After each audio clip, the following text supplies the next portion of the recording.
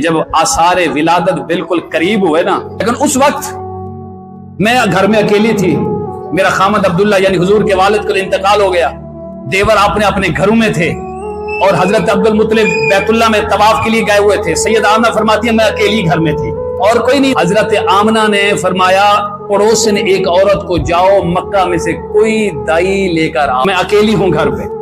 اب جب ڈیلیوری کا وقت آئے نا تو آپ جانتے ہیں کہ ہماری ماں بہن کوئی ہو تو اس کے ساتھ اس کا خامن بھی ہوتا ہے اور اس کے بھائی بھی ہوتے ہیں اور اس کے وارث بھی ہوتے ہیں، تائے مامے چاچے سارے کھڑے ہوتے ہیں، لیکن میرے نبی کی جب ولادت ہونے لگی سیدہ آمنہ اکیلی ہے۔ مکہ کی دائیوں نے انکار کر دیا، کیوں؟ اس لیے کہ جو بچہ آنے والا ہے والد نہیں ہے، یتیم ہے، ہمیں معاوضہ نہیں ملے گا۔ اور وہ جب واپس آ کے حضرت آمنہ کو کہتی ہیں کہ کوئی دائی آنے پہ راضی نہیں ہے، تو سیدہ آمنہ کی آنکھوں سے آنسو جاری ہو گئے۔ اکیلی تھی نا، بس آنکھوں سے آنسو جاری ہونا تھا۔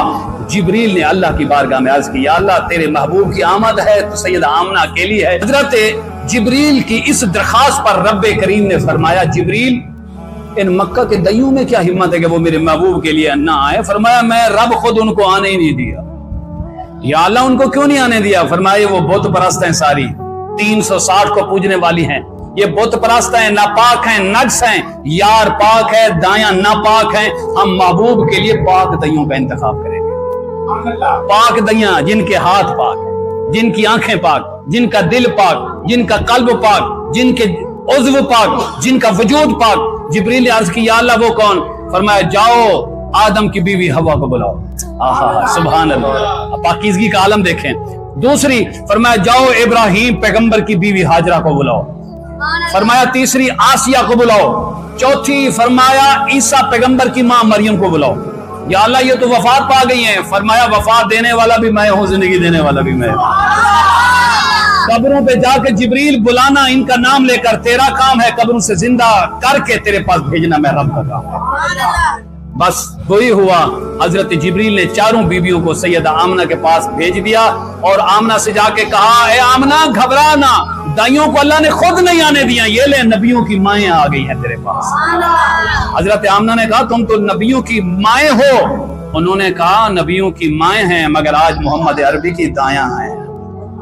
تو میرے آقا تاجدار کائنات صلی اللہ علیہ وسلم کے غلام ہو۔ حضرت آمنہ فرماتی ہیں مجھے پیاس لگی تو میں اچانک پریشان ہوئی، پھر اللہ نے جبریل کو بھیجا۔ حضرت جبریل نے ایک شربت کا پیالہ پیش کیا اور کہا آمنہ اس کو اشربی، اس کو پی لو۔ میں نے جب دیکھا دودھ سے سفید تھا اور شہد سے زیادہ میٹھا تھا اور عنبر اور کستوری سے زیادہ مہکتا ہوا تھا، تو وہ اشربی پی لے بی بی اس کو۔ بی بی آمنہ فرماتی ہے میں نے پیا، یہ ولادت سے چند لمحے پہلے۔ تو جبریل نے کہا پھر پیئے، انہوں نے پھر پیا، کہا پھر پیئے، انہوں نے پھر پیا، اور بی بی آمنہ فرماتی کہ میں خوب پیٹ بھر کے پیا، خوب سیر ہو گئی۔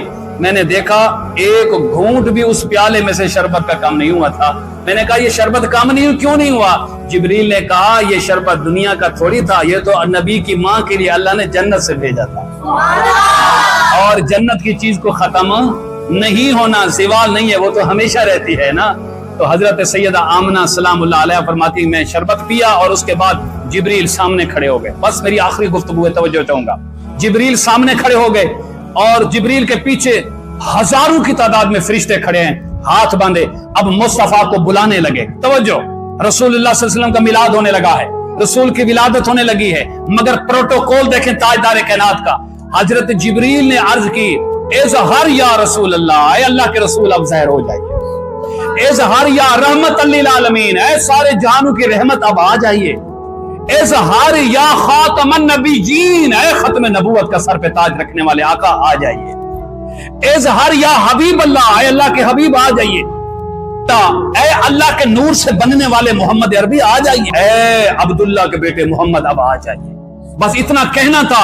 جبریل نے پڑھا الصلاۃ والسلام علیک یا رسول اللہ۔ بی بی آمنہ نے کہا خرج منی نور، مجھے جب حضور آئے تو ساری کائنات ساری مخلوق کی ایک ہی آواز تھی۔ پھر پڑھتے ہیں رحمتاں برسونے والا آ گیا، رحمتاں برسونے والا آ گیا، اے سب نو سینے لاؤن والا آ گیا، सबनू सीने लाण वाला। अर्श से लेकर फर्श तक, फर्श से लेकर अर्श तक सारी महफिल मिलाद अल्लाह ने मनाई। आसमानों को सजाया, सिदरतुल मुंतहा को सजाया, अर्श कुर्सी लौह कलम को सजाया, अर्श से फर्श तक महफिल मिलाद। जब अल्लाह ने खुद महफिल मिलाद जमीन और आसमान को सजाकर मनाई तो फिर इसलिए ज़हूरी साहब ने फरमाया रब महफिला सजाया ने सरकार। पंजाबी तो सारे आंदी है ना। रब महफिला सजाया ने सरकार।